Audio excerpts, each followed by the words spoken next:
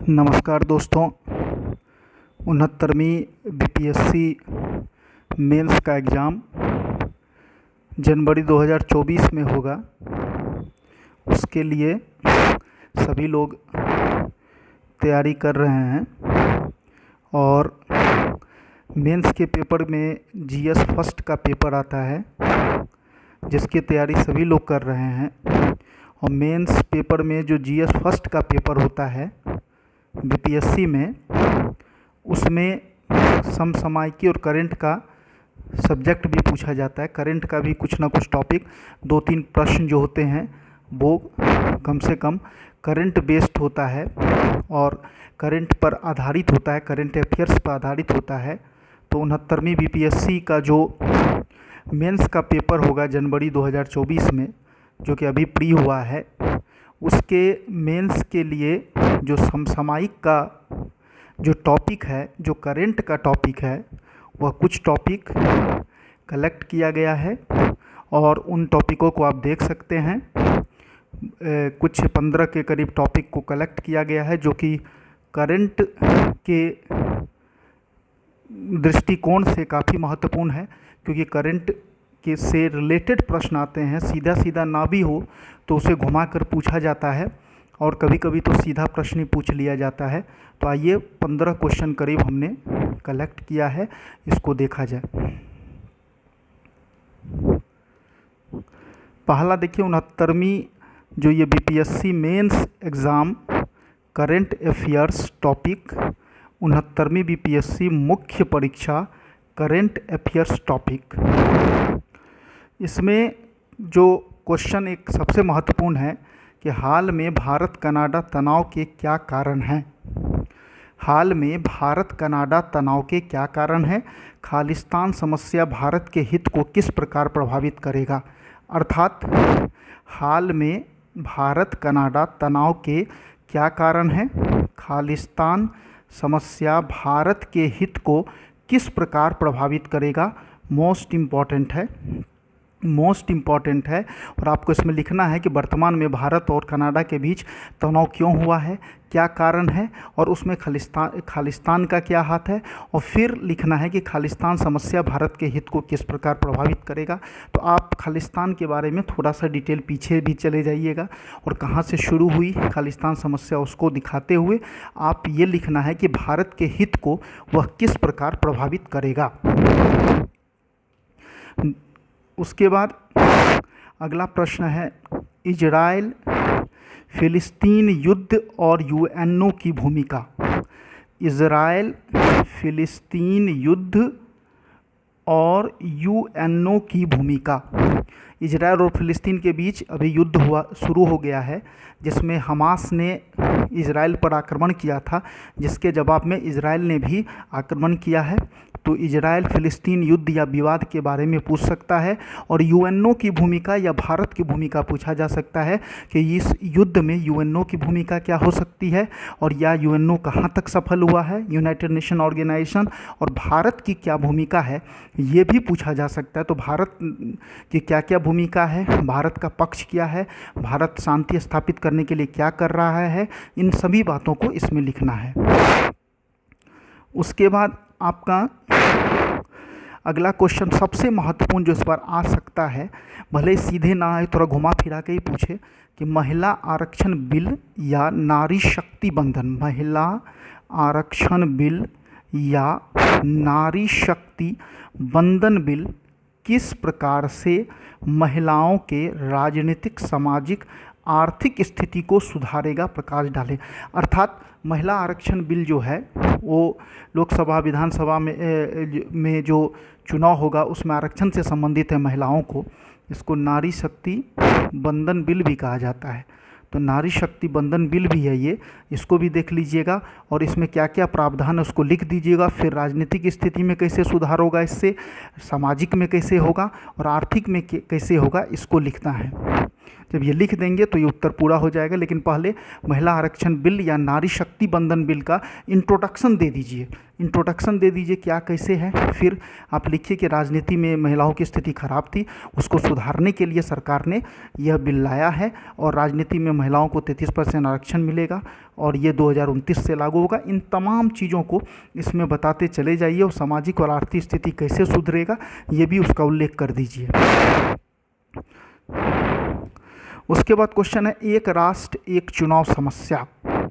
एक राष्ट्र एक चुनाव की बातें बहुत बार उठी है कि वन नेशन वन इलेक्शन की बातें उठती हैं। तो एक राष्ट्र एक चुनाव समस्या, समाधान एवं चुनौतियां, मतलब एक राष्ट्र एक चुनाव में क्या समस्या है, आखिर समस्या आ रही तो क्या आ रही है उसको लिखना है, समाधान उसका क्या है, चुनौती उसमें क्या है, और एक साथ करा पाना संभव है या नहीं है ये भी लिख देना है कि एक साथ करा पाना संभव है या नहीं है।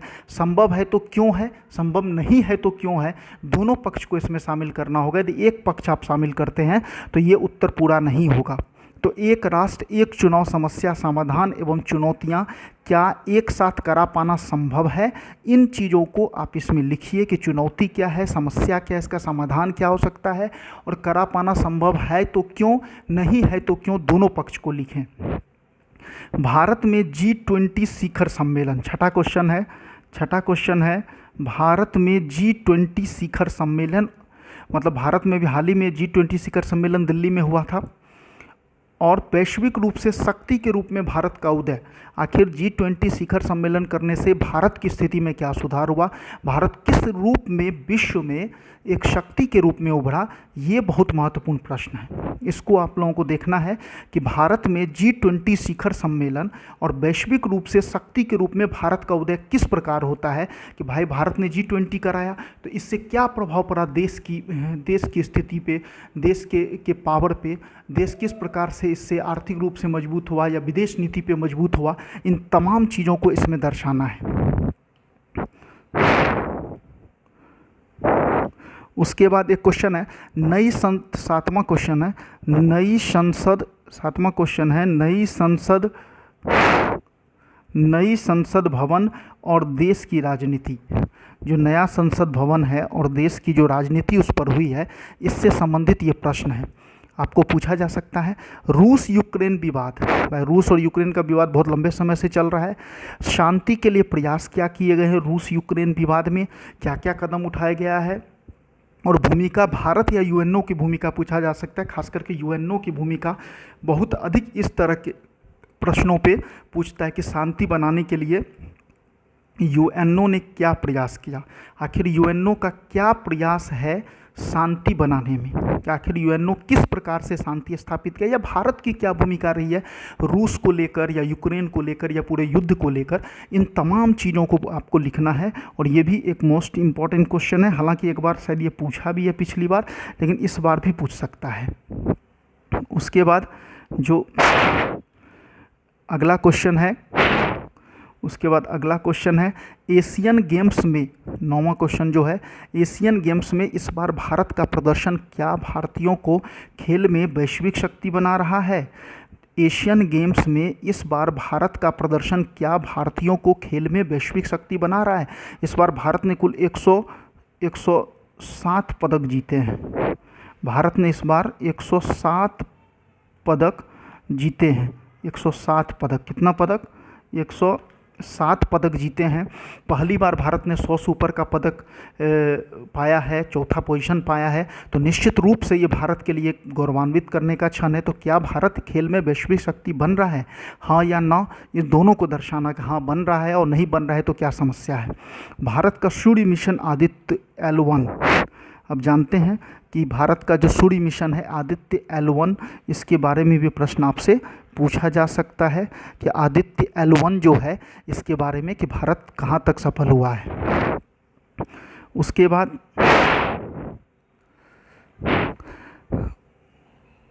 बाद जो है आपको जो अगला प्रश्न है वो है कि देश की आंतरिक सुरक्षा मणिपुर के संदर्भ में प्रश्न पूछा जा सकता है कि देश की आंतरिक जो सुरक्षा है मणिपुर के संदर्भ में प्रश्न पूछा जा सकता है। तो देश की आंतरिक सुरक्षा मणिपुर के संदर्भ में प्रश्न पूछा जा सकता है। आप निश्चित रूप से इन क्वेश्चनों को तैयार रखेंगे।